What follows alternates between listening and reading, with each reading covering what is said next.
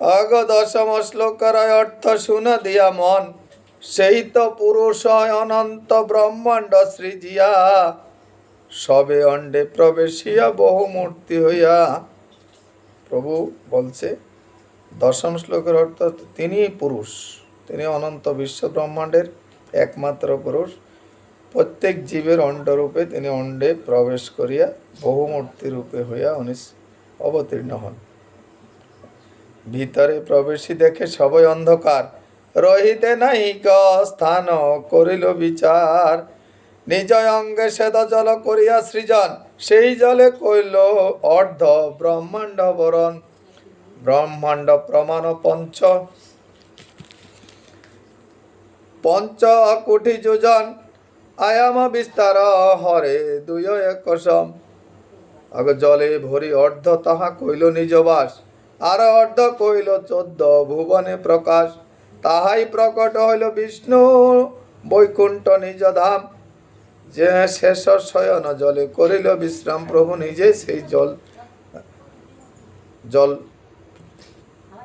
সৃষ্টি করে সেই জলে তিনি বিশ্রাম নিলেন অনন্ত সাগরে। অনন্ত আগসে অনন্ত সূর্যাতে তাহা করিল শয়ন, অনন্ত নাগের উপরে তিনি জল মধ্যে শয়ন করলেন। সহস্র মস্তক তার সহস্র বদন, সহস্র নয়ন হস্ত সহস্র চরণ, সর্ব অবতার জীব জগত কারণ। তার নাভি পদ্মে হইতে উঠিল এক পদ্ম, সেই পদ্ম হইল ব্রহ্মার জন্ম সদ্য। সেই পদ্মানলে হইল 14 ভুবন, দেহ ব্রহ্মা হইয়া সৃষ্টি করিল সৃজন।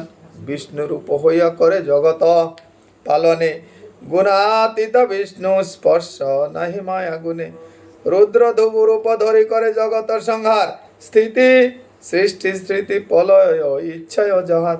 হিরণ্য গর্ভ অন্তর্যামী জগত কারণ, যার অংশ করি করে বিরাট কল্পন।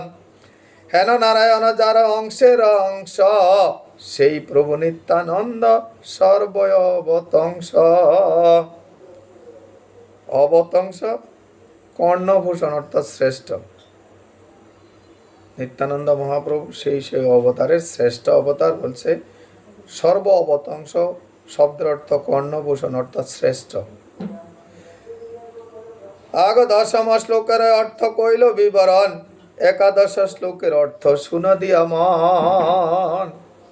হরি বল হরি বল, জয় জয় সাধু গুরু বৈষ্ণব গোসাই প্রেমানন্দে। হরি হরি বল বল হরি।